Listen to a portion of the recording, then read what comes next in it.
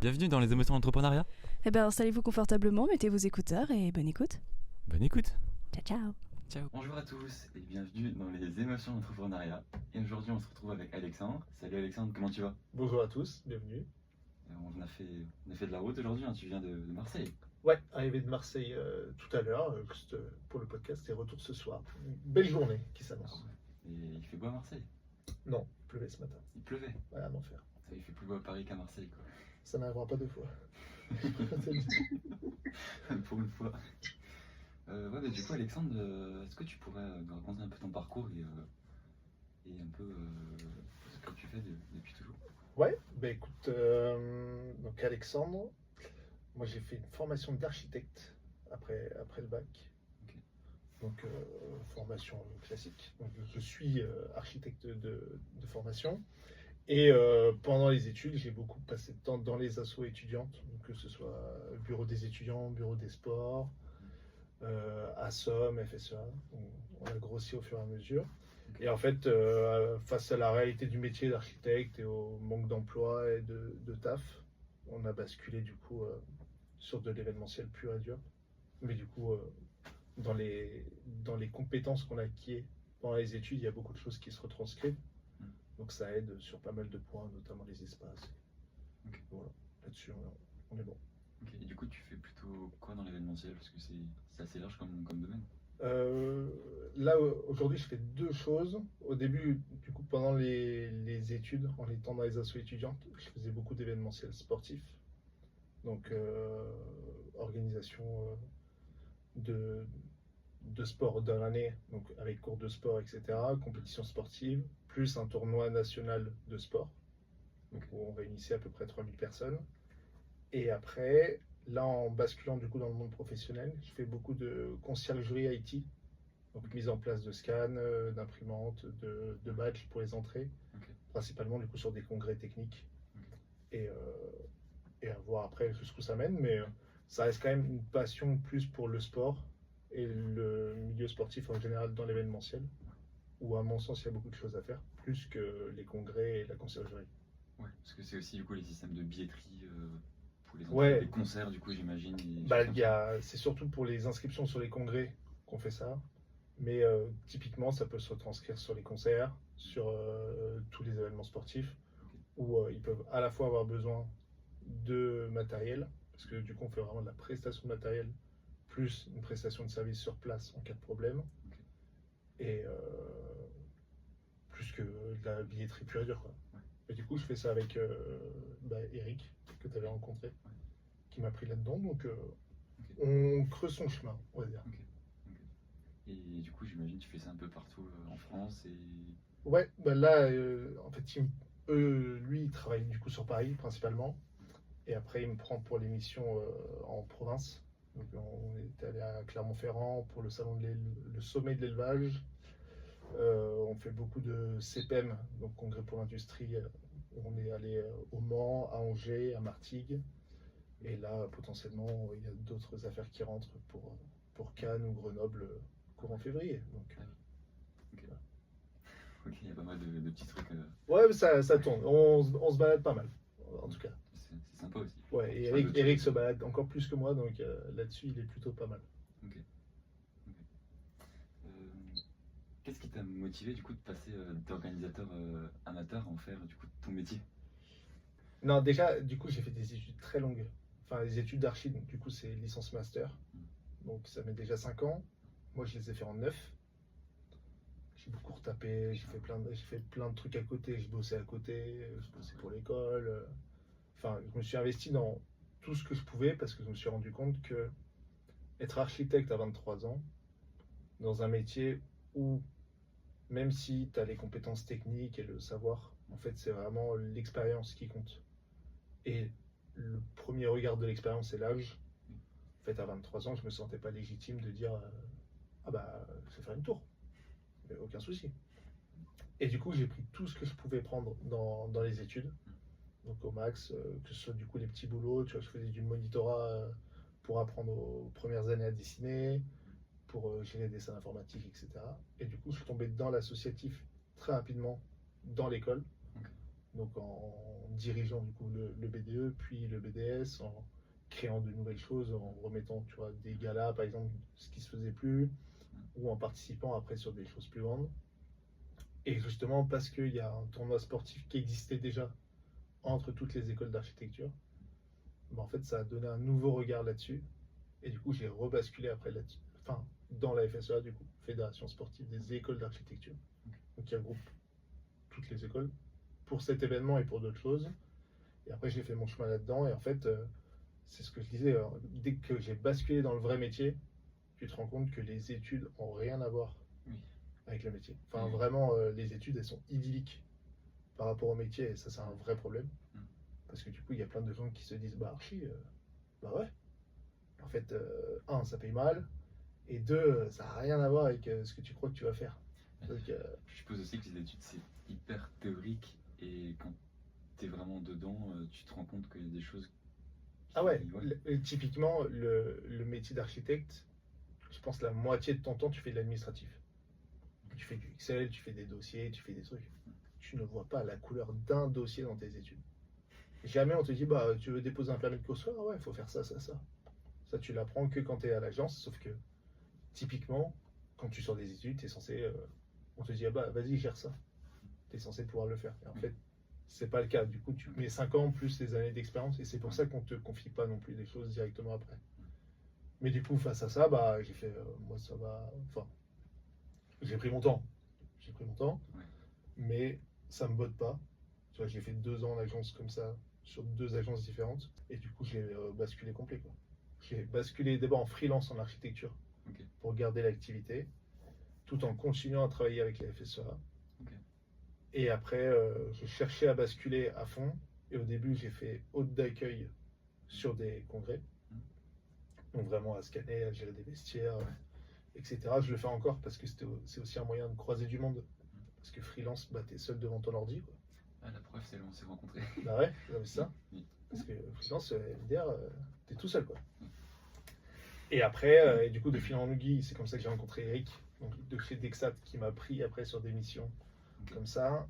J'ai continué avec la FSEA et là, on développe plus des projets de soirées étudiantes, de tournois sportifs et avec les écoles d'architecture et potentiellement avec d'autres, notamment les facs de sport qui en ont pas, et voir d'autres choses avec des fédérations de fléchettes, quoi. Là, en ce moment, on ouvre des pistes. Ouais, on crée beaucoup de dossiers de présentation, on ouvre des pistes parce qu'il y a des vrais trucs sur lesquels tu peux monter des événements. Moi, ce qui me botte le plus, c'est ça. C'est vraiment monter l'événement et faire en sorte qu'il roule, quitte à le lâcher plus tard. Mais typiquement, la FSEA, j'y suis resté 5 ans. Au bout d'un moment, en fait, tu as fait le tour. Et soit en face, il y a aussi l'envie de mettre de la nouveauté, soit ils restent sur leurs acquis. Et là, aujourd'hui, c'est pour ça que je suis plus détaché avec eux qu'avec le reste. Ouais, puis après, une fois que ça roule, oui, bah, une fois que ça roule, après, tu peux toujours tout améliorer. Ou tu rajoutes de la nouveauté. Tu vois, la dernière fois, on avait rajouté un Twitch. Donc, c'est-à-dire qu'il faut que tu fasses venir des mecs qui commentent des matchs de foot, de hand, qui s'y connaissent. Il faut que tu ramènes du matos, il faut que tu ramènes des caméras. Il faut que tu montes tout ça. Il faut que tu aies un système un peu portatif parce que tu sais que tu vas changer de site. Donc tu sais que ce système, tu vas devoir le démonter en 20 minutes pour pouvoir le remonter une demi-heure plus tard à un autre endroit. Donc en fait, et à chaque fois, tu fais des sortes de petits packages comme ça pour que ça rentre dans des boîtes. Mais tu vois, ça, on l'a fait une fois. Leur volonté, c'est pas de le refaire. Bah, tant pis, quoi. Mais on tente des choses. Tu vois, là, on doit monter un camping. Ils le montent pas, j'en sais rien. Mais... au moins, on peut le faire en tout cas. Ouais, en tout cas, nous, on sait le faire, on sait comment le faire, et surtout, même s'il n'est pas fait de manière pratique, de manière théorique, le truc, il est carré de chez carré. Quels ont été tes premiers défis lors de l'installation, du coup, ou la participation à ces way géants? Ah, mais les way, parce que tu parles des week-ends d'intégration, toi. C'est ça. Ah, t'appelles pas ça comme ça, toi? Si, mais en fait, comme pour moi, c'est pas du tout des week-ends d'intégration, mais ouais. En fait, je trouve que presque plus t'as de monde, plus c'est simple à gérer. Ah ouais? Moi, je dirais l'inverse. Bah, en fait, il y a deux types. Moi, je suis partisan de plus il y a de monde, plus c'est simple à gérer. parce que le monde entraîne le monde. Il y a ce côté où, en mode ah, t'y vas? Ah ouais, bah peut-être j'y vais aussi. Ouais, je Et vois. ce truc-là, sur 40 personnes, il est dur à mettre en place. De dire ah, t'y vas? Ouais, peut-être j'y vais aussi. Tu vois. Alors qu'en fait, dès que tu dépasses la centaine, Oui. t'y vas? Ouais, j'y vais aussi. Et en fait, c'est beaucoup plus facile de gérer du coup beaucoup de monde que peu de monde. Ça me fait penser un peu aux cagnottes, aux campagnes de crowdfunding. Ouais, c'est toujours dur de démarrer, C'est mais ça. une fois que tu as du monde, Une fois que tu as du monde, les gens ils se disent ah Ouais. c'était peut-être bien et du coup on va aussi investir. et c'est là où c'est dur aussi de trouver la, ton nombre de personnes minimal pour lancer un truc. Parce que généralement, tu peux te dire quand tu lances, tu commences petit pour grossir. Mais en fait, déjà par rapport à ce que toi tu veux faire, par rapport à combien ça te coûte, tu sais que tu as une jauge minimale qu'il te faut. Et donc en fait, tu es obligé d'axer sur la com et ainsi de suite. Mais après, en fait, à gérer, ça va tout seul. Quoi. Le plus dur, c'est le lieu. Oui, il faut trouver. Parce qu'il te faut des lieux qui accueillent 3000 personnes et ça, tu les as pas tous les matins. Quoi. Et vous faites ça où du coup à Marseille? On fait pas ça à Marseille. Nous, en gros, le tournoi sportif, l'idée de base, c'est que chaque année, il change de ville. Donc ça veut dire que on a des acquis théoriques qu'on remet en frontal, quoi, qu'on remet en cause à peu près Ok. chaque année, puisque du coup, tu n'as pas les mêmes contraintes, tu n'es pas dans les mêmes villes, tu dois tout refaire, tu dois reprendre des contacts, etc. Donc à part le bouche à oreille qui dit eux ils bossent bien, tu refais tout. Ouais. Mais typiquement, tu vois, l'année dernière, sur la soirée où on doit être 3000, je crois qu'on avait 4 ou 5 plans. Parce que jusqu'au dernier moment, on ne savait pas si on pouvait le faire là, s'il pleut, si d'un coup la salle n'est pas dispo, quel est le plan B, quel est le plan C. Et du coup, on a tout préparé. Et pour que dire, en gros, une demi-heure avant, dire voilà, on fait ça. Mais on le sait. Et en fait, après, c'est aussi le jeu. Il y a des moments, c'est calé bien à l'avance. Tu prends une salle qui généralement est. C'est une sorte. Enfin, dans les villes, on vise les villes de taille moyenne. Ouais. Donc, tu vois, on fait Bordeaux, Mulhouse. Enfin, Bordeaux. Taille moyenne, ouais.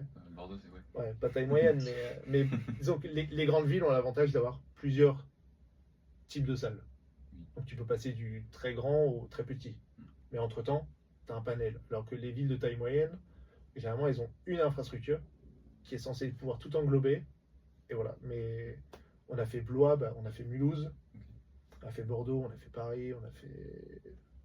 Ah, vous êtes partout en France en fait. Ouais, là on va à Vichy. Ok. Et région parisienne. On a fait Tourcoing. Dans le Nord. Ouais. Ok. Mais du coup, c'est quoi comme type de salle du coup? C'est des salles de concert? Ouais, généralement, c'est des salles de concert ou des salles multisports. Des toutes petites arénas. Ok. En gros, elles doivent être réversibles basket, hand, volley. Mais si tu as le parquet, tu as une salle de concert.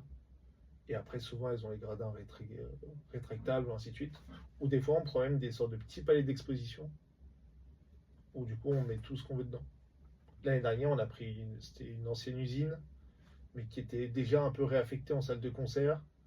Et en fait, ils te disent, ok, on a 1500 places couvertes, enfin en intérieur. Tu dis, ok, en fait, nous, on va rajouter l'extérieur, on va le barriérer, on va rajouter des food trucks, on va mettre des bars, etc. On met une scène et vas-y. Et en fait, c'est ça. Moi, je trouve ça plus simple de gérer plein de personnes. Parce que du coup, tu te poses moins la question du lieu, tu te poses moins la question de la capacité. Et tu sais que si tu mets, si tu mets les moyens d'une scène, ils sont, entre guillemets, rentables. Oui. Tu ne montes pas une scène pour 10 personnes et sûr. tu te regardes. Quoi. C'est sûr. Oui. Mais ouais, moi je trouve ça plus simple. Tu trouves pas ça plus simple? Tu préfères les petits. En fait, la question que je me pose, c'est combien vous êtes du coup le soir à chaque événement? Parce que vous êtes 5 du coup en prépa, si j'ai bien compris. En gros, sur les grosses soirées comme ça, où on vise que les étudiants, on est entre 6000 et 9000 Étudiants. étudiants. Ok. Nous, le principe de la soirée, c'est de dire, enfin, et c'est ce qu'on relance là, normalement, courant novembre, c'est de dire, on prend tous les BDE d'Aix-Marseille, Ok.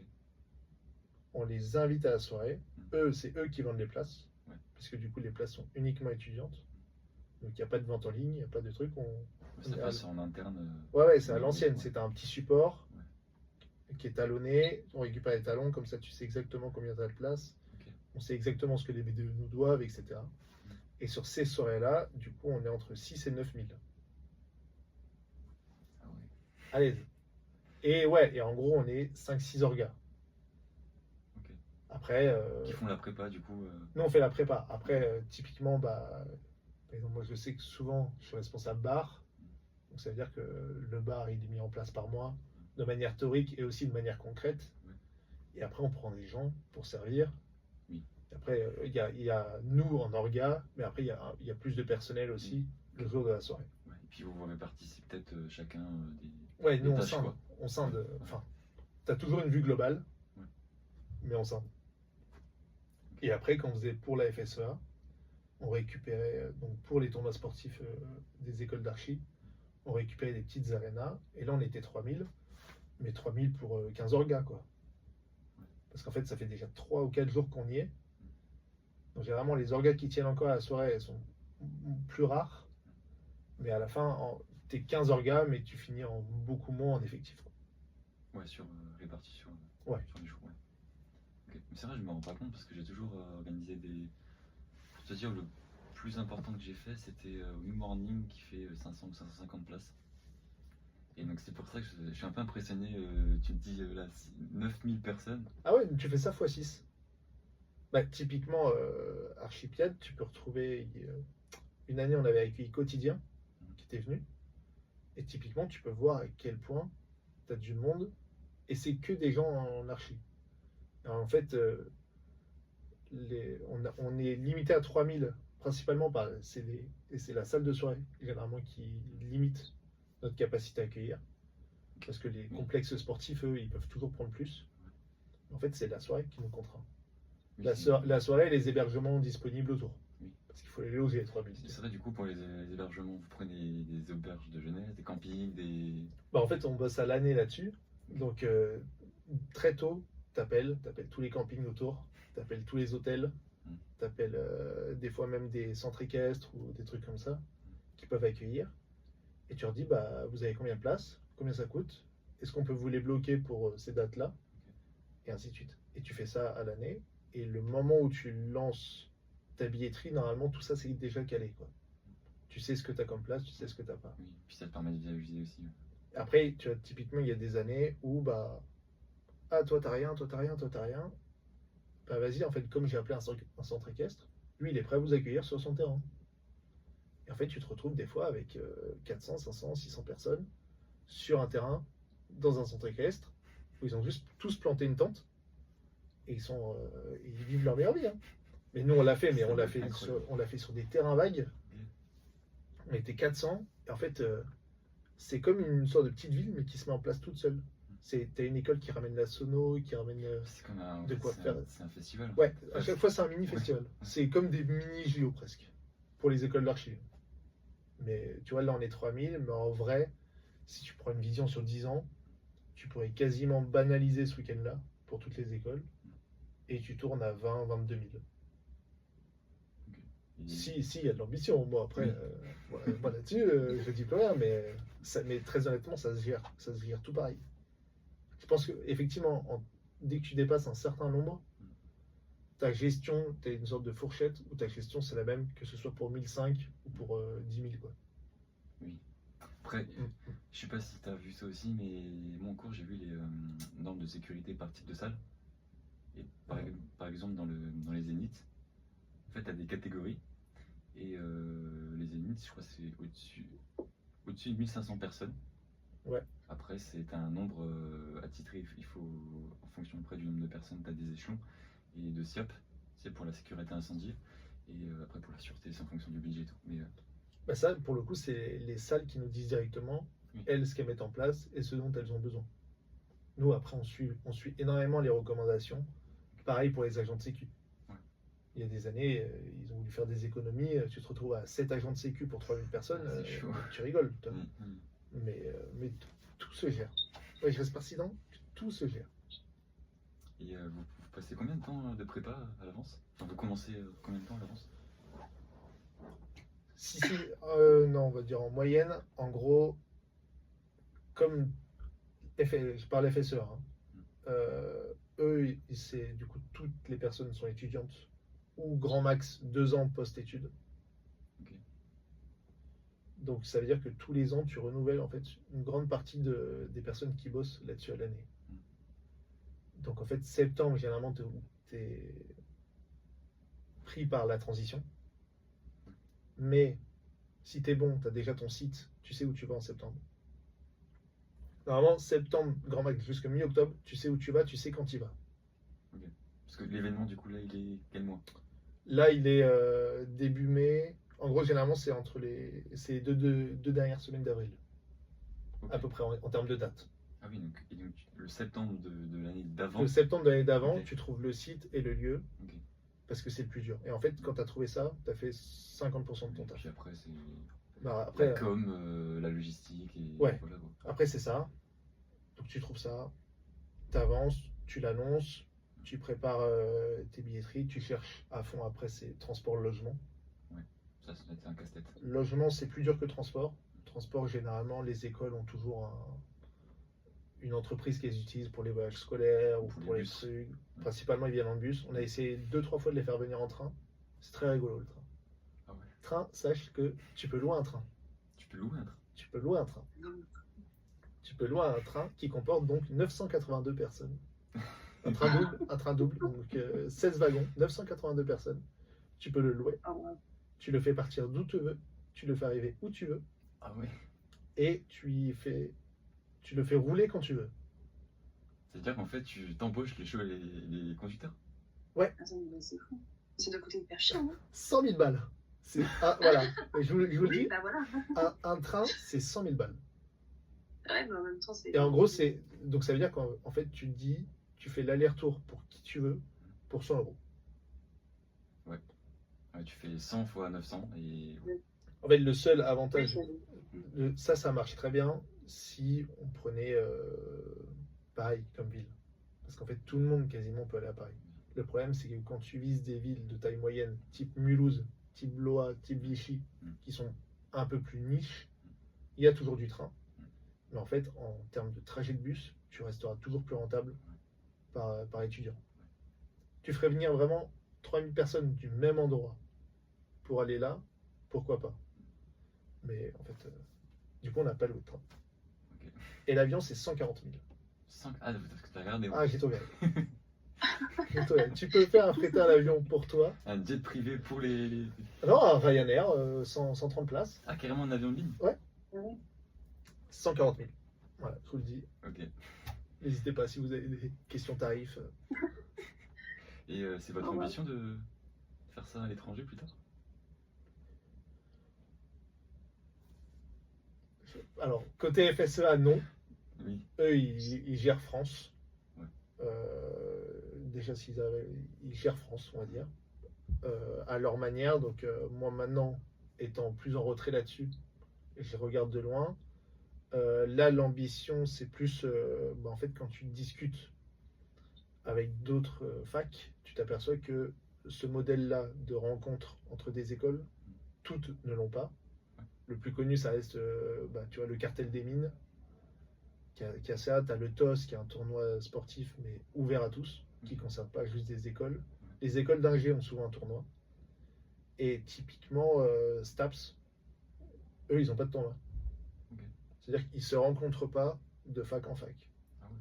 Donc là, l'idée, c'est... Alors, on va commencer. Pourtant, STAPS, c'est pas un truc vraiment d'éducation nationale hyper répandu partout. Ah bah, alors, pourquoi architecture, tu vois, il y a 20 écoles. 20 écoles, à la rigueur, tu le gères.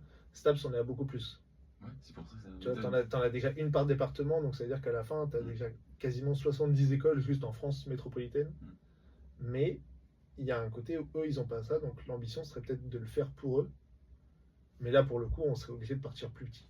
Enfin, nous, on commencerait par PACA. Dans l'idée, c'est année 1, tu commences par PACA, tu vois comment ça tourne.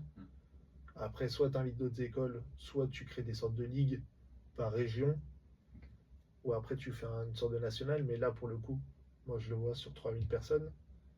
Quand on regarde, nous, nos critères pour prendre des infrastructures sportives, il nous faut déjà 6 terrains de foot, à peu près 3 ou 4 gymnases couverts.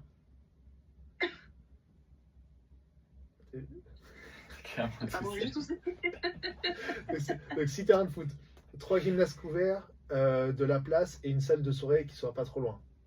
Et en fait, plus tu avances, plus tu t'aperçois que ces critères-là, ils sont pas remplis partout. C'est chou. Et donc tu finis, en fait, je pense que si on doit le mettre en national, ce truc-là de STAPS, tu finirais toujours au même endroit à chaque année. Bah, c'est à Paris, quoi. Ou Même dans des pas. grosses villes, je pense. Bah, Vichy, typiquement, ils ont beaucoup de place. Ah, il y a 6 terrains de foot à Vichy. Ah, facile. Ok. Ouais, Vichy, ils ont un gros truc. Et je crois que le plus gros que j'ai vu en extérieur, c'est Bordeaux. Ou Bordeaux-Lac, ils ont 17 terrains de foot. Mais après, en fait, ça dépend aussi des sports que tu veux mettre en place, etc. Nous, c'est sport co. Ouais. Mais tu peux trouver des infras où d'un coup, il y a beaucoup plus de tennis.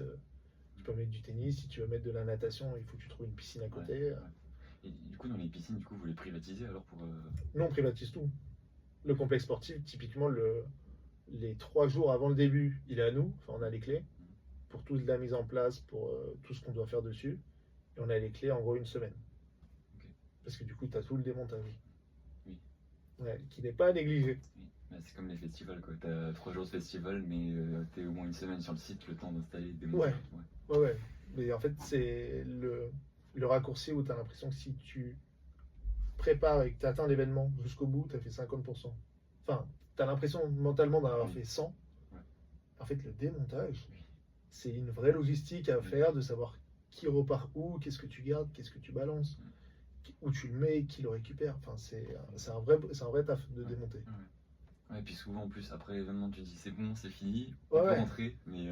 Ah, moi, je sais que enfin, au début, j'étais un peu comme ça, où vraiment, je sais qu'ils prennent le bus à la fin de la soirée. Tiens. Alors que je l'ai fait qu'une année, ça, où vraiment j'ai fait. Après, j'ai fait, en fait, démonter, c'est très long. Et en fait, généralement, on rajoute 2 jours, juste pour prendre le temps aussi, à un moment d'avoir une nuit de sommeil, et de démonter, et tu prends le temps, et tu retries, etc. Mais c'est un vrai taf. Mais moi, je sais que tant que tu n'as pas démonté et fait le sorte de compte-rendu de l'événement, t'as pas fini. Et puis t'envoies à chaque fois, à la fin des événements, des comptes rendus et des Ah, genres bah ouais. de mails de remerciements et tout, des Non. choses comme ça. Oh, mail de remerciement, non. Ouais, tant pis pour Non, eux. non, ça c'est bon. Mais bah, tu mets une story, tu fais de la com là-dessus pour Oui. remercier les gens qui sont venus. Oui. Mais toi, en tant que gars, tu prépares compte rendu, quoi. En gros, nous, on crée des sortes d'ordre du jour. Enfin, au CDG, ordre général, en gros. Et c'est genre un document qui doit faire 30 pages, tu vois. Et c'est le déroulé demi-heure par demi-heure de ton événement. À l'écrit, hein. Tout est écrit. On écrit tout. Comme ça, tu sais les besoins. Tu vois s'il y a des failles. Tu peux préparer des plans B en fonction du truc. Et du coup, ça t'ouvre beaucoup de sujets. Le sujet buvette, le sujet activité, partenaire, qu'est-ce que tu en fais, la compétition, le déroulé de la compétition, les secours. Donc en fait, tu traites plein de trucs comme ça. Ouais. Et du coup, quand tu crées le compte rendu final, tu récupères ça, tu récupères vraiment les grands points. Soit tu le fais journée par journée, soit tu le fais grand point par point. Et du coup, tu débriefes. Mais c'est des réunions qui durent 6 heures. Ouais. C'est beaucoup de taf. Ouais. Mais c'est passion. Pour le coup, c'est passion. Ça, là-dessus, je peux pas te dire autrement. Ouais, c'est sûr. C'est un moment. Question 4, c'était quelle est la logistique sur les événements? Ouais, mais je t'avoue, d'habitude, je suis mes questions, mais là, ça m'intéresse tellement que je pose plein de trucs. Ouais, qui mais n'ont en rien à fait, voir. et ce qui est galère, c'est le sorte de bi-truc entre ce que j'ai fait avant, du coup, FSE, et ce que je vais faire novembre de la soirée. En fait, d'un coup, tu passes de 3000 à 9000. Ah, bah ouais. Ouais, c'est pas ça. Mais tu fais qu'une soirée. Ouais. En fait, enfin, le tournoi sportif, il a l'avantage de s'étaler sur plusieurs jours et de traiter plein de sujets. Parce que tu as une vraie compétition. Tout tourne autour d'une compétition. Ouais. Et après, tu rajoutes autour. Alors que la somme, c'est vraiment one shot, une soirée. C'est que tu l'ouvres à 20h, à 6h c'est fini, et tu refais ça l'année prochaine. Ouais, c'est qu'une fois. Ouais, là on est vraiment sur une fois. Mais par contre, une fois, tu as à peu près les mêmes sujets, qui est la buvette, Oui. l'espace, Oui. sécu secours, communication, accès. C'est toujours la même chose en fait. De C'est manière, juste, c'est pas les mêmes tu rajoutes proportions. forcément des trucs, mais ouais. Mais en gros, c'est. En gros, c'est ça. Mais tu retrouves la même chose sur le tournoi sportif. Et tu retrouves la même chose sur les congrès où on bosse, en fait. Ok, ouais. C'est l'install, Oui. les accès, secours, tu n'en as pas besoin pour ce qu'on fait. Mais il y a plein de points comme ça que tu retrouves. Et qu'en fait, je trouve que c'est des liens que tu peux faire avec plein de choses. C'est vrai. Et puis mine de rien, moi j'ai plus l'habitude du côté du coup musique, concert, festival et tout. Mais mine de rien, ce que tu m'expliques là, l'événementiel sportif, il y a les mêmes choses. Ah bah oui, mais c'est les noms qui sont différents. Moi, Oui. il y a plein, tu vois, des fois quand je regarde par curiosité des recherches d'emploi ou quoi, à chaque fois, ils recherchent genre chargé de prod. Ouais. Tu vois. Mais chargé de prod, ça veut tout et rien dire, hein. Enfin, C'est hyper global. Ouais. si tu regardes la fiche d'une chargée de prod ou d'un chargé de prod, c'est vraiment mettre en place ce qu'il faut pour que tu puisses faire l'action que tu veux faire. Ce qui est exactement le même truc qu'un chargé de projet en événementiel, ainsi de suite. La seule différence à peu près que tu peux faire, c'est avec un régisseur d'événementiel qui met vraiment que en place la partie technique Oui. et beaucoup plus technique, parce que c'est vraiment comment tu le montes, comment tu le démontes, etc. Là où moi je suis plus à dire, il me faut ça, je sais à peu près comment on le monte, enfin je connais les principes, mais je le monte pas. Mais je sais que, par exemple, s'il me faut une tonnelle Ah. comme ça, il me faut 14 plots en béton qui vont tous arriver par un semi-remorque, et il faut Oui, que le voilà. semi-remorque qui rentre. C'est toi qui fais le lien et après tu dis Ouais. au régisseur, ça peut te faire, en gros. Ouais, en Enfin, gros, ouais. et généralement, nous on passe pas par, on n'a pas d'intermédiaire. C'est-à-dire que si on a besoin de Barnum, il donne ça en exemple parce que c'est le plus simple, mais c'est pareil pour le son, la vidéo, le truc. Soit on peut internaliser, ou soit on en a acheté pour les Barnum et on les monte nous. Soit on appelle une entreprise que de Barnum. Mais du coup, on passe jamais par une sorte de centrale ou un mec qui après te renvoie vers ses distributeurs à lui. Ouais, Son et lumière, c'est pareil. On va contacter des boîtes directement pour faire des devis.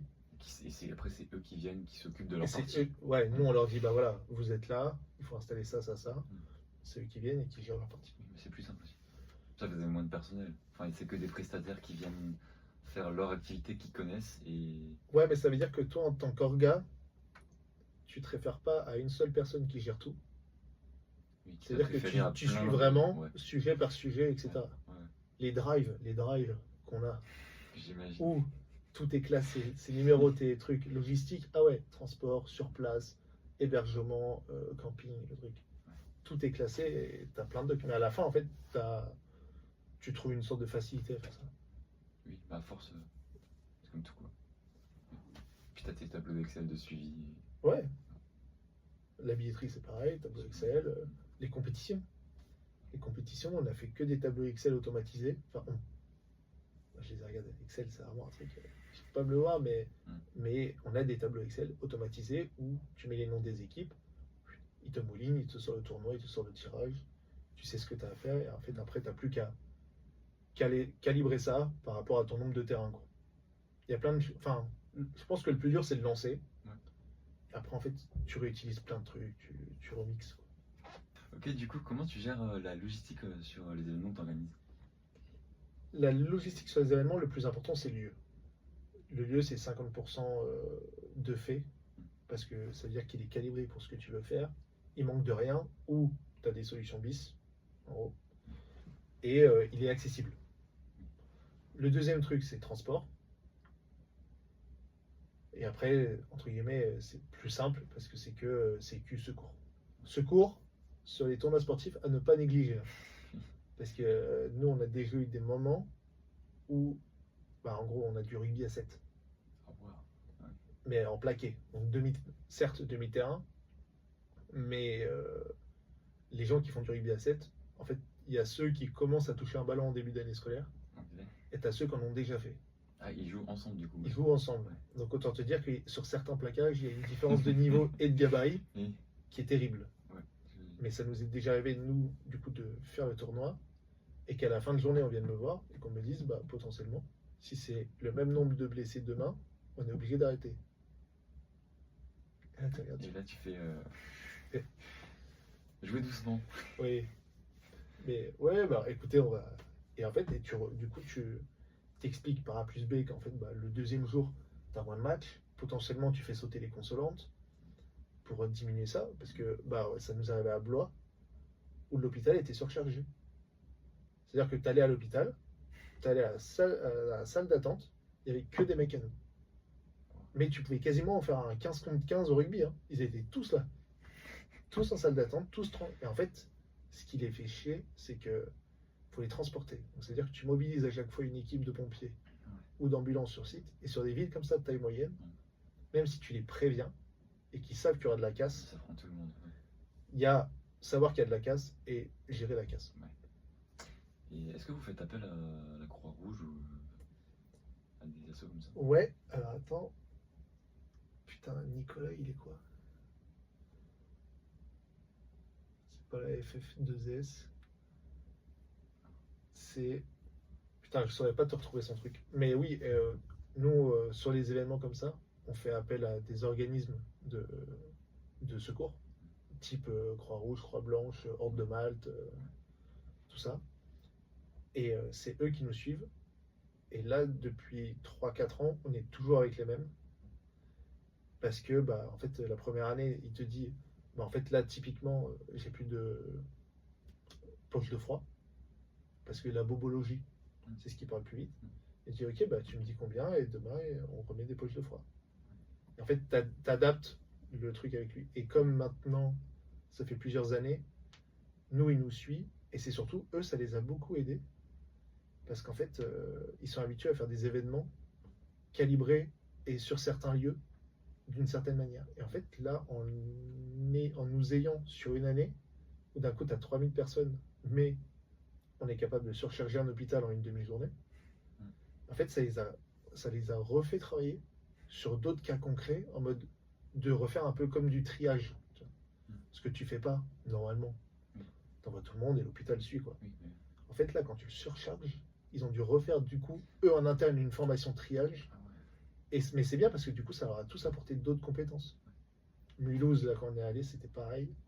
D'autres compétences. Bordeaux, eux, ils suivaient. Mais ouais, et à chaque fois, on suit avec les mêmes. Et après, dans la logistique, tu as la logistique des équipes. L'humain, c'est souvent le plus dur. Je pense qu'il doit y avoir une grosse partie de management aussi.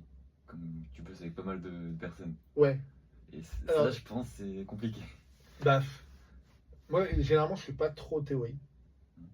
Enfin, en amont, je prépare plein de trucs. C'est surtout les idées. Après, je fais des notes. Donc, c'est pas forcément le plus concret pour les autres. Mais par contre, sur place, là, tu peux me parler de n'importe quel sujet, je le sais. C'est que on a un fonctionnement où on est, du coup, tu as une orga totale. Tu as des sortes de pôles en communication, compétition, ambiance, bénévole, logistique. Donc, chacun gère un sujet. Donc, tu as les petites réunions d'épaule, plus la réunion avec les deux responsables de l'événement, plus la réunion avec l'orga global. Donc, tu as plusieurs types de réunions. Et en fait, ce qui est dur en amont et aussi sur place, c'est le sorte de FOMO qui se développe par tout le monde. C'est qu'à la rigueur, moi, je sais qu'au début, je l'avais. Et on m'a très vite recadré, dans le sens où, bah, en fait, Alex, tu as une fonction. Certes, dans les grandes réunions comme ça, tout le monde partage les infos. Mais ça ne veut pas dire qu'en mode. Moi, j'avais tendance à dire, bah, vous devriez faire comme ça. Mais sur des sujets qui ne sont pas les miens. Ah oui, ok. On m'a recadré, hein. Ah, ça te concerne pas Ouais, c'est ça. C'est en mode, ça ne te concerne pas. On le gère, nous. Bien sûr, il y a débat, etc. Mais c'est géré, entre guillemets. Et en fait, tu apprends à déléguer. C'est pas fermer les yeux, mais c'est plus faire confiance aussi aux autres personnes de ton équipe. Mais cette confiance-là, il faut que tu la retrouves sur place parce que sinon, tu es dans la merde. Oui, parce que.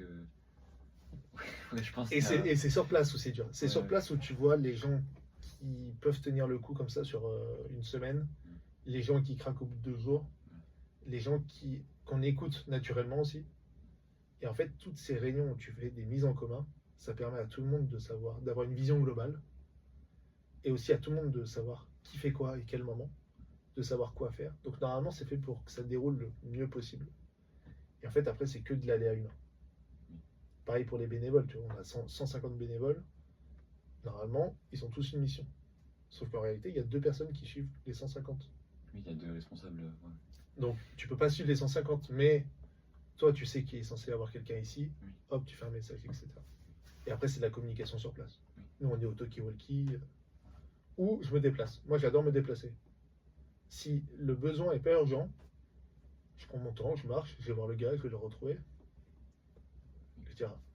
Si toi, t'es pas stressé, généralement autour de toi, c'est pas stressé. Après, il y a des moments où il faut trancher, tu vois. Oui, après, il y a des moments de. Ouais. Vraiment, t'as pas le choix. Mais dans l'idée, le management d'équipe, c'est le plus dur parce que c'est le truc où tu as le plus tendance à divaguer. C'est que tu veux vouloir traiter un point très précis et soit tu as d'autres points qui se rajoutent, soit d'un coup tu as des phrases ou des sortes de. Je te raconte ma vie, tu vois, qui rentrent dans le truc, tu fais, mais en fait là on perd du temps, quoi. Oui. Et ça, à recadrer poliment, pas facile. C'est pas facile, ouais. Mais en fait, tu apprends à le faire. Oui, je vois, oui. À la fin, Surtout que sur les événements, il y a le côté. Ok, c'est sympa, mais c'est quand même un peu le taf. ouais. Et donc, raconter ma vie, c'est peut-être pas Ah ouais, approprié, non. quoi. Ouais. Ben, enfin, en fait, tu peux le faire à plein d'autres moments, mais c'est vrai que le moment où tu dois prendre une décision, Ouais. parce que tu dois préparer ta journée de demain et tu as besoin de faire un topo, etc., c'est pas là où tu as envie de savoir que ton chat, il s'appelle Dédé, quoi, tu vois. C'est pas le moment, oui. Mais non, le management d'équipe, c'est le plus dur. Et c'est surtout la FOMO. La FOMO, je trouve qu'il y en a de plus en plus. Et du coup, c'est dur. Enfin, comme tout le monde donne un avis, tout est plus long, les réunions sont plus longues. euh, Tu rentres moins dans le concret, dans le vif du sujet. Ce que tu appelles la FOMO, c'est. Fear of missing out. C'est la peur de manquer une information. Ah oui, ok. Mais, enfin, à titre perso, comme tu fais des comptes rendus de toutes les réunions, je veux dire, je veux savoir ce qui s'est passé quand Suffit j'étais de pas lire. là, Oui. je vais chercher l'information. Ah oui. Aujourd'hui, c'est plus l'information doit venir à toi. Il y a moins ce travail de recherche et de dire, ok, j'ai raté ça, C'est vrai, je vais de moi-même rattraper. c'est vrai. C'est plus, tu arrives à la réunion d'après, c'est, ah, qu'est-ce que j'ai raté, tu vois. Ouais. Ah, en fait, vous avez parlé de ça, mais pourquoi on n'avait pas dit ça comme ça, etc. Et en fait, tu retraites quasiment la réunion précédente pour une ou deux personnes. En fait, tu perds un temps fou. Et ça me tend. Bah, je comprends. Parce que surtout que maintenant, avec WhatsApp et tout, il suffit de lire là, ce qui s'est passé Ah avant. ouais, Et bah puis voilà. oui. Mais nous, on utilise Slack. Ok. Comme ça, c'est. Et tu as l'application sur le téléphone Sur le téléphone, ouais. et sur l'ordi. Ok. Et en fait, tu peux vraiment faire tu fais des canaux, tu peux vraiment. C'est un Discord un peu pro, quoi. Tu utilises Trello aussi? Ouais, alors moi perso, je l'utilise. Ouais. Je sais que tout le monde le fait pas dans l'orga. Ok. Et moi, je le fais parce que ça permet de voir des fois l'avancement de certains points, Ouais. ou des fois tu traites pas une tâche complètement quand il y a plusieurs sous-sujets. Mais du coup, ça te permet de valider. Tu peux quand même mettre des notes, tu te fais des feuilles. Enfin, moi, j'aime bien Trello. Il y a un vrai côté visuel qui fait que tu sais où t'en es. Ouais, puis ce qui est bien aussi, c'est collaboratif. Donc, Ouais, et puis tu peux le connecter à Slack. Donc, c'est-à-dire que même C'est vrai. selon ta discussion, tu peux envoyer un truc. Pareil pour le Drive. même à ton agenda, je crois. Ouais, mais Google Drive, Google Agenda, il se met tout. Il est plutôt bien ouvert là-dessus. Donc, là-dessus, moi, j'aime bien. À conseiller. Ouais, Slack, voilà. Voilà, C'est si vrai. jamais. Collaboration. Déjà. Pas du tout de placement de produit. Hein. Du tout, mais c'est ce qu'on utilise, Voilà, nous, en au tout cas. quotidien. Ouais. Comment tu gères le stress et les imprévus dans l'organisation des événements? Bah, le but, c'est quand même qu'il y ait le moins d'imprévus possible. Après, par expérience, tu apprends à faire des spares, donc des plans B. Du coup, ça te permet de préparer plusieurs solutions en fonction de là où tu en es, de l'avancement, etc. Parce que le plus compliqué sur des tournois sportifs, c'est les retards. C'est qu'un match qui peut durer 10 minutes, en réalité, soit sur ton planning, tu les enchaînes toutes les 10 minutes, mais le temps que tu aies des équipes qui sortent, que ça rentre, en fait, tu prends très vite du retard. Donc là-dessus, l'imprévu, en fait, il fait partie du jeu. Enfin, je pense que si t'aimes pas l'imprévu, fais pas de l'événementiel, quoi. Oui, je Parce sens que- qu'il y en a tout le temps. Ah ouais. Et le stress, bah, moi, pour le coup, je suis plutôt relax. Ça se voit. Moi, vraiment, tu m'envoies sur l'événement, comme j'ai toujours la vision complète et que je vais chercher les informations, Oui. je suis plutôt relax. J'ai tendance à pas. Enfin, je trouve que quand tu es sur le moment, c'est dur de suivre le process de hiérarchie qu'il peut y avoir, où il te faut l'accord du plus 1 ou du plus 2 pour faire ce que tu as à faire, alors qu'en fait, tu vas piquer une rallonge à droite, tu vas la brancher à gauche. Donc, ça là-dessus, j'ai tendance à faire moi plein de choses pour en dépatouille, pour avancer, et en fait, pour presque que le sujet du problème n'émerge même pas. Genre, tu viens me voir, tu as un petit problème qui peut être résolu en 10 minutes. Je le fais même pas remonter le problème. J'y vais, je résous le problème en 10 minutes. Et voilà. Mais du coup, non, pas de stress. Après, bah, c'est pareil, hein, tu as le décalage de personnes selon l'équipe. Il y en a qui subissent beaucoup plus ou qui vont stresser pour des petits trucs. Donc là, c'est vraiment du management. Oui. Genre, Par là. non, tout va bien. Non, on va pas faire ça. Oui, on peut faire ça. Oui, ton idée est bonne, viens, on la partage, etc. Et après, en soi, l'imprévu, c'est le jeu. Hein. Et puis ça se travaille avec l'expérience aussi. Ouais.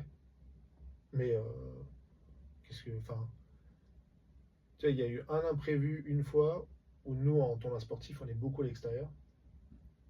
Tu finis le premier jour, tu reçois une alerte de la préfecture qui te dit bah, demain, on a alerte orange orage. Tu fais ah ouais.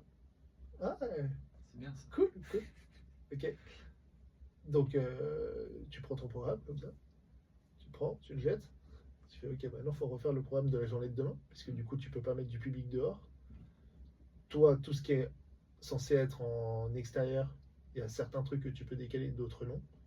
Typiquement, on avait un show cheerleading de bon matin. 20 écoles à faire passer, toutes 4 minutes, donc 2h30 d'occupation d'un terrain que tu dois changer. Et en fait, on arrivait le soir, comme chacun a sa partie qu'il a gérée dans l'année, il maîtrise un sujet. Et en fait, après, c'est le jeu du compromis. C'est qu'est-ce que tu priorises, qu'est-ce que tu fais passer en second plan et qui, du coup, sur un programme météo, va sauter. Comment tu le changes, comment tu trouves une solution pour que bah, les gens, comme du coup, tu fais sans public, parce que tu es dans un espace plus petit, comment ils peuvent le voir. Et en fait, c'est ça. Et nous, on a travaillé comme ça toute la nuit sur le nouveau programme du coup du jour 2. Ouais. Et après, en fait, on avise derrière. C'est juste que, bah, en fait, tu splits un peu l'orga. Tu as l'orga qui va dormir pour être opérationnel au jour 2. Tu as l'orga qui reste. Et en fait, moi, j'aurais fait écrire un communiqué pour prévenir les participants parce que tu les appelles pour savoir ce qui leur convient parce que tu as quand même une équité sportive à garder. Donc, tu peux pas faire sauter tout le monde non Tu plus. peux pas faire n'importe quoi. Les gens avec qui tu travailles, typiquement les partenaires, ils ont des intérêts là-dedans. Donc ça, pareil, tu dois les appeler pour savoir, en fait, on va modifier ça. Est-ce que il y en a, ils peuvent te dire non, si contractuellement tu es tenu de faire ça, tu es tenu de faire ça. Plus il vend en météo, lui, il s'en fout. Hein. Lui, il a payé pour un truc, tu fais le truc. Hein. Donc en fait, c'est tout ce petit jeu-là. Et à la fin, le lendemain, on a eu visite de la préfecture pour savoir si on n'avait pas fait de la merde. Qui nous a rien dit. C'est-à-dire que vraiment, on démarre la journée, donc on modifie tout, le planning, le truc, patati. Donc tu crées un live pour que les gens ils puissent voir. Donc tu passes en live Insta, donc il faut que tu ailles choper des trucs du matos. Et tout. Et au milieu, tu as 3 mails de la préfecture qui circulent pour voir comment on s'en est sorti. Et à la fin, en fait, ils ont juste dit, bah, excellente réaction, quoi. Parce que du jour au lendemain, tu es capable de modifier un programme. Et en fait, c'est ça qui, par habitude, a poussé à avoir des plans B et C, parce qu'en fait, la météo, tu peux rien. Et souvent, elle est négligée. Tu dis toujours, ça va passer. Ça va le faire. Ouais. Ouais. Mais en fait, le moment où tu peux plus. C'est surtout c'est l'extérieur en fait qui. Ouais, c'est l'extérieur. L'extérieur, c'est dur. Et à couvrir, trouver des infrastructures avec beaucoup plus de couverts, c'est encore plus dur. Donc, non, mais ça, c'est pareil, on le gère, quoi. L'imprévu, tout se gère. Dans la douleur, parfois, etc. Des fois, on aimerait bien s'en passer quand même. Bien sûr, mais tu vois, typiquement, quand tu dois refaire un programme, bah, chacun a ses intérêts aussi. Parce que du coup, tu gères plusieurs sports. Tu as envie que ton sport il soit mis en valeur. T'as envie de... Donc, en fait, tu pousses aussi des gens à faire des compromis sur leur organisation. Et souvent, c'est dur de te détacher de tout ce que tu as construit pendant un an. De dire que là, pour demain, tu dois construire autre chose. Et ce côté très attaché à ce que tu as pu faire, des fois ça bloque. Et en fait, c'est là où moi, avec l'expérience, j'avais plus pris ce rôle de trancher dans le vif. De dire, c'est comme ça. Je peux vous expliquer pourquoi, hein, pour telle raison. Ça, là-dessus, j'ai pas de souci à vous l'expliquer.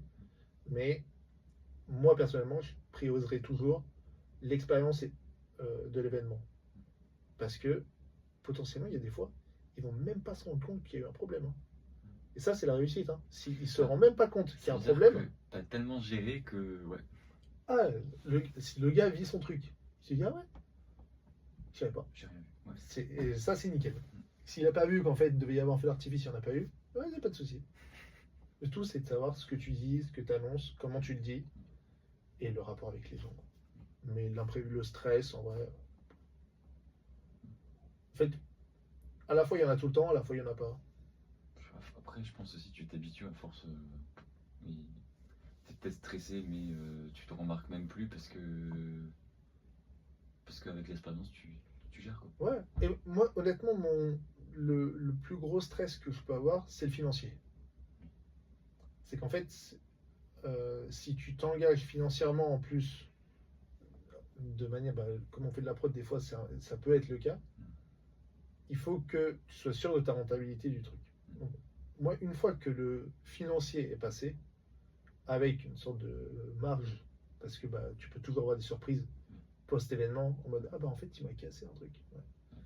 Voilà, moi une fois que le financier est passé, je suis pas inquiet. Parce que le déroulé, tu sais le faire, etc. Moi c'est pour ça que là j'ai fait 5 ans, je suis parti parce que bah, le déroulé je le connais. Donc en fait, je vais pas apprendre des choses nouvelles et bah, la transmission elle a été faite pour tous les gens qui y sont faits. Donc en fait au bout d'un moment, tu es obligé d'avoir un peu ce turnover, même si bah, demain il m'appelle, je regarde les solutions possibles. Tu vois.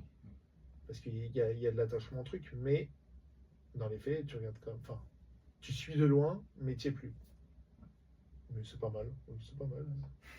Mais au moins, ça te libère du temps aussi pour voir d'autres choses, pour créer d'autres trucs. Tu vois, typiquement, les soirées étudiantes, c'est un gros morceau. Quoi. Ouais, ça te prend pas mal de temps. Ouais, bah pour novembre, on est pas mal. Quoi, tu vois. Ah ouais, déjà maintenant. Et ouais, Ouais, après, c'est vrai que tu m'avais dit que le lieu, tu le faisais en septembre. c'est le lieu. Bah, je faisais septembre pour avril. Et là, le plus important pour novembre, c'est trouver le lieu qui t'accueille. Après, moduler le lieu, etc. En fait, dans ma tête, c'est tu as le lieu, tu bloques les dates, donc tu as fait 50% du taf. Tu vas moduler le lieu à l'intérieur pour gérer, pour créer tous les espaces que tu veux créer. Ça te donne un prix.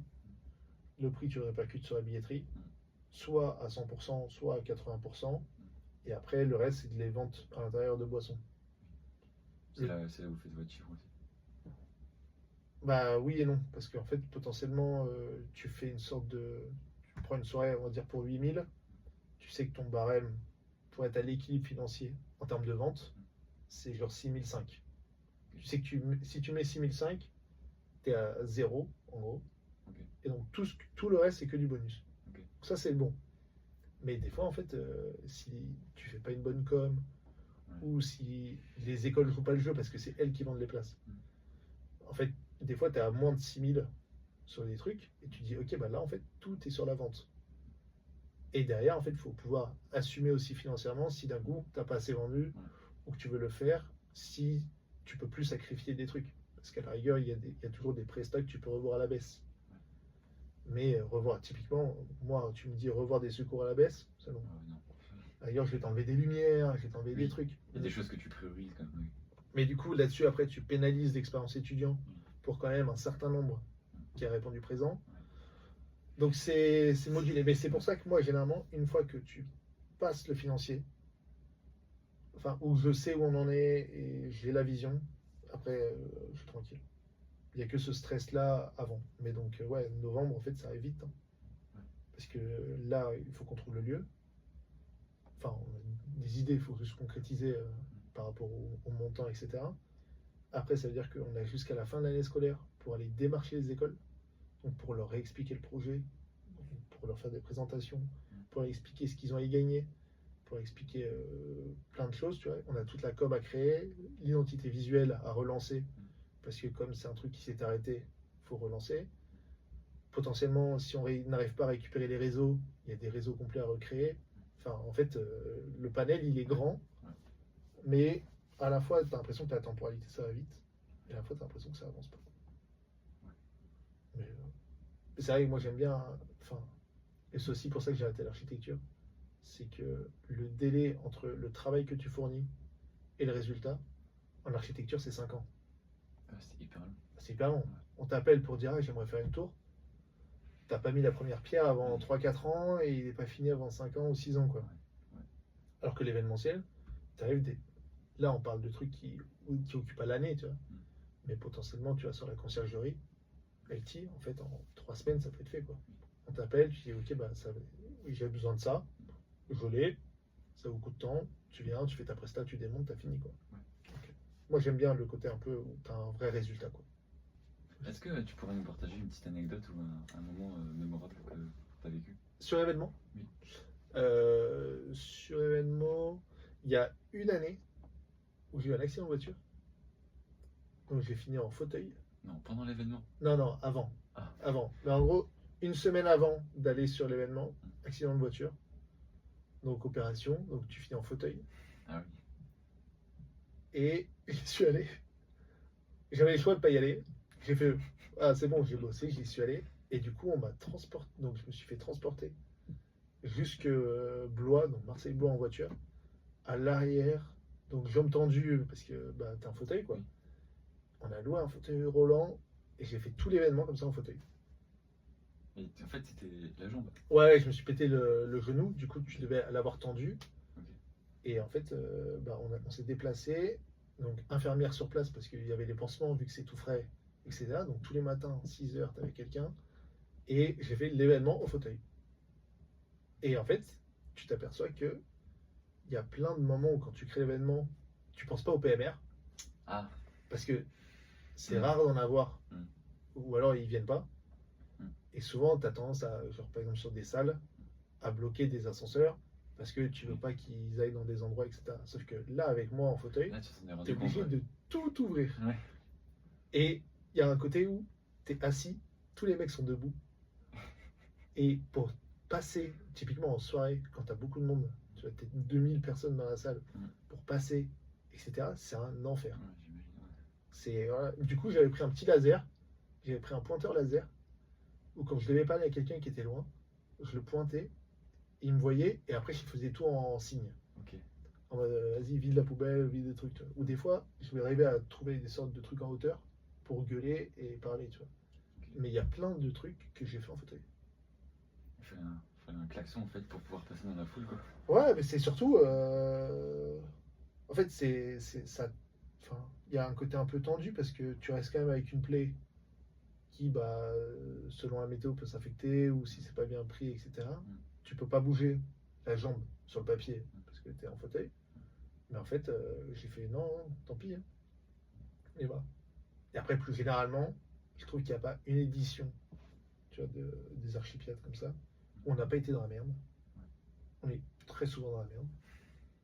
Genre, typiquement, on te dit, ah bah, en fait, le terrain que vous avez pris, il faut le rendre à 16h parce qu'il il y a la Coupe de France. Wow. Tu fais, ah ouais? Ah, mais tu m'as pas prévenu ça avant, tu vois? Mm. Tu fais, ah, ouais, bah, ouais. Bah, tant pis. Ouais, C'est ça. tant pis, on va pas bouger la Coupe de France. Et tu dis, on va pas bouger la Coupe de France? Attends, j'ai passé 3-4 coups de fil, les mecs ont pas voulu bouger. J'ai appelé les deux clubs, j'ai appelé les mecs de la Coupe de France, j'ai appelé la FFF, tu vois. Les mecs voulaient pas bouger, j'ai fait ok. Et du coup, tu prépares des plans B, quoi. Ou des fois, tu vois, tu veux démarrer une soirée à 20h. 20h, t'as pas les secours dans la salle. Je dis, mais les gars, vous êtes où? Il me dit, mais en fait, on est toujours sur le site sportif parce qu'ils ont pas fini leur match. Et que comme c'est la même équipe qui se transfère, parce que c'est la même boîte, en fait, tu peux pas ouvrir ta soirée tant que eux, ils ont pas fini les matchs sur le site sportif pour qu'ils viennent. Ouais. Et en fait, à chaque fois, il y a des merdes. Et à chaque fois, on s'en sort très bien. Et je trouve que c'est là où tu montres ce que tu vaux. Parce que quand tout se passe bien, on va dire, ouais, tu as fait une super préparation en amont, etc. C'est comme l'architecture. Plus tu as de contraintes, si tu as des contraintes et que tu t'en sors bien, tu es un bon architecte. Si on t'a juste mis un énorme billet où tu as pu faire ce que tu veux, tu as du goût. Mais t'es pas non plus. Voilà, tu vois. Et je trouve que l'événementiel, c'est pareil. Plus tu as de contraintes, et si parmi tout ça, tu arrives à sortir un bon truc, c'est que tu pèses.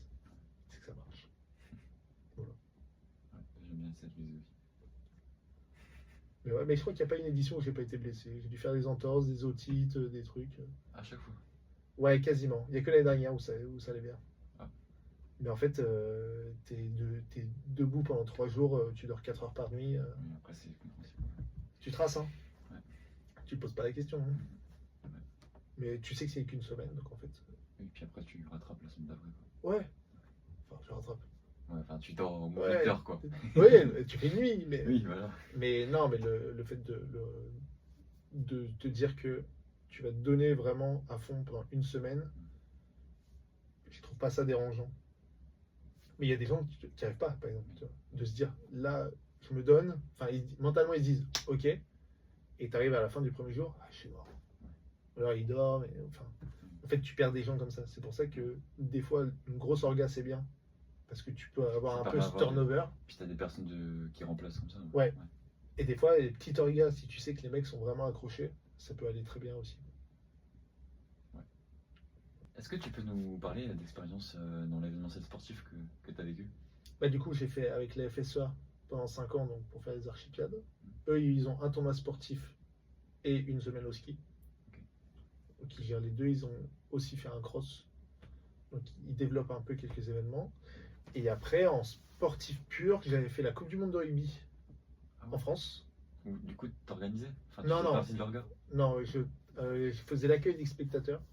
Donc, c'est que des missions de bénévolat, mais du coup, tu rentres un peu dans le truc. Et en fait, je trouve que selon l'investissement que tu mets, même en bénévole, des fois, on peut te confier des missions plus intéressantes que juste l'accueil. Tu vois. Donc, je l'avais fait pour la Coupe du Monde de rugby et pour les 6 nations. Tu vois, c'est typiquement 6 nations, parce que tu discutes, parce que tu fais bien ton taf. Je vais mettre des feux d'artifice sur le terrain. Tu vois. Et donc, tu es au milieu du stade, tu poses le feu d'artifice, ça tire, donc tu es bord terrain, et après tu dis, ok, bah, je récupère.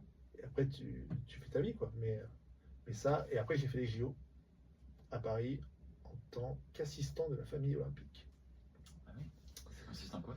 Assistant, c'était en gros, on me confiait un comité national olympique, donc pour ma part Singapour, donc que des dirigeants. Et en fait, eux, ils sont censés aller voir leurs athlètes, voir des épreuves, avoir des rendez-vous pro aussi pendant le truc. Et du coup, moi, j'étais comme une sorte d'assistant personnel. Donc ça veut dire qu'ils me disaient, bah, on veut aller là. Genre demain, on va aller voir le beach volley sous la Tour Eiffel. Bah, il faut que je me débrouille pour qu'il soit à l'heure, qu'il ait un véhicule, qu'ils aillent au bon endroit, qu'on rentre par la bonne porte. Donc c'était vraiment beaucoup de planning pour les suivre, sachant qu'en fait, Singapour, ça reste un petit pays puissant mais petit. En fait, à la fois, il est responsable du comité olympique, mais il est aussi ministre de l'économie, tu vois, le mec. Ouais, c'est quand même quelqu'un, quoi. Ouais. Donc, en fait, et pendant 2 semaines et demie, comme ça, tous les jours, je me baladais avec eux. Donc, s'ils veulent faire un resto, tu dois leur trouver un resto, tu dois les amener, en fait, tu les suis. Mais ils te disent, on veut faire ça, et leur but à eux, c'est qu'ils aient aucun questionnement. C'est que tu leur dis, ok, tu trouves le moyen de faire ça. Genre, la dernière fois, tu vois, ils avaient voulu, on était allé voir badminton à l'Adidas Arena, ils ont voulu rentrer en tram, porte de la Chapelle. Hein. Wow. Ouais. Ah oui. Ils me disent, ouais, on rentre en tram. Je dis, Vous êtes sûr? vous êtes sûr? Vous savez que là, je peux vous avoir un véhicule. Ils disent, ouais, on rentre en tram. T'as pris des gardes du corps ou... Non. Même Du coup, tu te retrouves avec une délégation de Singapour qui est visible, parce qu'ils ont forcément un survêt, ils ont un truc et tout. Hop là, tu dis, ok. Et là, tu guettes et tu fais en sorte. Alors, le pass Navigo, c'est là, le truc. Et juste parce qu'en fait, ils voulaient voir l'expérience spectateur aussi. Okay. Parce que quand eux, ils organisent des trucs, ils ont besoin d'avoir ce feedback que tu n'as pas forcément. Enfin, parfois, plus tu montes en hiérarchie, moins tu as le retour spectateur. Et du coup, ils voulaient ça. Donc, je les ai suivis comme ça. Mais du coup, expérience très cool. Et après, j'avais essayé là pour les Jeux de Milan, mais ça n'a pas abouti, mais j'irai quand même en spectateur. Et après, on regarde pour 2028, 2030, 32, on regarde un peu partout, quoi. C'est juste plus c'est tôt, plus c'est intéressant, parce que tu rentres dans la vraie orga. Mais c'est dur de faire valoir l'expérience quand justement les études correspondent pas. Mais voilà. Et du coup, là, tu parles anglais, alors? Ouais. J'ai mis tout ce que je pouvais en anglais. Le téléphone, il est en anglais. Tu as les séries ou les films, c'est anglais, sous-titres anglais. Il y a beaucoup de choses que j'ai fait basculer. Et là, j'essaye. Là, j'ai acheté des livres en anglais que je lis à voix haute. Ah, c'est pour ça te force à avoir l'accent et à parler, quoi. Ouais, ça force surtout à parler, parce qu'en fait, bon, les Français sont connus pour être bidons en anglais. Moi, j'avais fait allemand LV1, autant te dire que je parle ni allemand ni anglais, du coup. Et du coup, ça force à bien prononcer et aussi à être à l'aise à l'oral. Parce que des fois, tu peux. Moi, je sais que je peux très bien comprendre en anglais. Et le moment où je vais devoir te parler, il va me falloir un peu de temps. Mais, à l'inverse, j'ai tendance à préparer une belle phrase dans ma tête, à te la dire d'un coup, plutôt que bafouiller, te dire non, je vais prendre un peu de temps, il va y avoir un petit silence, Mais je vais te parler comme ça d'un coup. Mais ouais, à la fin, le but c'est. Je voyage exprès pour parler anglais, pour Pour se apprendre et tout. confronter, Ouais. etc. Ok, du coup, bah, avec Erika, qui n'est plus là en ce moment, mais on a eu l'idée du coup de faire venir à chaque invité des petits objets. Et du coup, qu'est-ce que tu as pu nous ramener? Écoutez, moi je vous ai ramené mon Bob. Voilà, très beau Bob. Unicorn, Ah ouais, marque qui n'existe plus d'ailleurs. ok. Mais du coup, je l'avais acheté à la fois pour soutenir le projet, et en fait, il a une couleur tellement flashy que ça permet d'être reconnaissable sur site, sur événement. Ouais. Du coup, si les gens en fait me voient ça, typiquement sur la tête de quelqu'un, en fait, ils captent que c'est moi. Parce que Ouais. souvent, tu peux avoir un t-shirt Orga, Ouais. où tu as souvent une tenue qui te différencie, Ouais. où tu essaies d'être visible. Mais comme tout le monde fait pas 1m90 et ainsi de suite, en fait, ça permet d'être très reconnaissable. Et du coup, j'ai toujours gardé. Donc, sur les événements que j'organise, souvent, c'est toujours ça. Ok. Plus en vacances, par lambda. Mais je trouve que la double fonction, à la fois couvre-chef, à la fois voyant, est très bien. Puis en plus, je pense à ça, mais pour le management, avoir un bob et tout, ça fait un peu côté cool. Ouais, alors je pense que dans le management, il faut quand même rester sérieux. Enfin, Mais David, ça peut faire genre que tu stresses pas, quoi. ouais, en fait, tu peux être détendu, mais je pense que c'est plus l'attitude qui fera. Enfin, à mon sens, hein, c'est plus l'attitude qui fait que ça passe bien avec des gens que juste mettre un Bob. Tu vois. Ok, ouais. Mais après, moi, il y a des gens avec qui j'ai travaillé qui m'ont beaucoup aidé à apprendre. Je pense à Célia ou à Elisa, des gens avec qui j'ai beaucoup partagé, Ok. qui sont beaucoup plus carrés que moi sur plein de trucs, notamment l'administratif, où j'ai beaucoup appris. Et du coup, après, ça resserre. Mais c'est des gens où demain, tu me dis, on fait un projet ensemble, 100%, quoi. Et je ne me pose même pas la question quel est le projet. Non, mais c'est pas mal, hein. Et puis, en plus, j'ai vu, il y a un petit côté, tu peux le Ouais, petit côté le verser, réversible, là, ouais. clair, clair sombre, voilà. Voilà. Très, très beau. Déjà failli le perdre plusieurs fois, ça m'aurait traumatisé. Bah, ouais, parce qu'il y a des petits côtés émotionnels dedans. Ouais. Ok, est-ce que tu pourrais nous dire des endroits où on pourrait du coup retrouver tout ce que tu fais? Bah moi je suis pas trop réseau, enfin je sais que je suis freelance et architecte et événementiel, mais je fais pas tout ce qui est prospection. Donc je continue à travailler avec Eric, du coup de chez Dexat, donc on peut me recroiser par hasard ou par bonheur sur des congrès ou des conférences, là où Eric du coup trouve des missions et où il y a besoin de moi. Après là du coup côté Archipiade et FSEA, normalement cette année non, sauf s'ils ont besoin de moi, mais ça va plus se jouer à mon avis en dernière minute, en fonction de leurs besoins. Et après là on lance avec un groupe d'amis, donc on relance la Somme, donc, qui était une association qui organisait des soirées étudiantes pour tous les BDE ex-Marseille, avec pour ambition de le refaire cette année sur Aix-Marseille, de l'ouvrir plus l'année prochaine, et pour quasiment N+2 réussir à en faire une autre dans une autre académie en France. Ok. Donc on ne sait pas encore où, mais potentiellement c'est un modèle qui peut se développer comme ça. Ouais. Donc ça normalement, Aix-Marseille c'est prévu pour novembre à Marseille. Ok. Voilà. Donc, non, au moment où on sortira ce podcast, Et, la com sera faite. ok. Donc il y aura les réseaux. Donc, je ne sais pas exactement si on va garder le nom, ces trucs, mais normalement ce sera calé là-dessus. Bah, comme ça, tu me diras et on pourra l'ajouter On le en mettra en dessous, description. voilà. Allez voir le lien si vous voulez venir. Il faut être C'est étudiant. Seule condition, être étudiant actif. Et après, potentiellement un tournoi sportif pour les STAPS. Donc ça serait un beau truc à monter. Et entrer en contact avec la Fédération française de fléchettes. Parce que moi, ça fait 3 ans que je suis et j'ai toujours aimé ça. Et je trouve que ça commence à prendre beaucoup d'ampleur en France. Mais bosser avec des fédérations que je sais faire, même si je suis plus axé sur le côté événement. Et en fait, eux ont l'avantage d'avoir déjà les joueurs, les inscriptions, toute cette partie administrative. Et moi, le savoir-faire d'événement. Donc on va voir s'il n'y a pas moyen de monter un truc. Parce que je sais qu'en plus, Squeezie en a parlé sur un live. Ah ouais. Ouais, qu'il aimerait bien un événement en France. Il y en a eu un en décembre. Et j'ai pas envie de me faire passer devant par Squeezie. Donc peut-être qu'à cette date, je me serais fait passer devant à Squeezie. Mais ouais, c'est un truc qui se développe, il y en a de plus en plus dans les bars. Enfin, je trouve que c'est le bon moyen de retrouver le côté un peu franchouillard, avec des tables, un repas, des boissons, C'est vrai. et juste des mecs qui lancent des fléchettes. Et puis une petite plage une petite planche de charcuterie. Ah ben, à minimum, à minimum. Mais voilà, pour se retrouver quoi.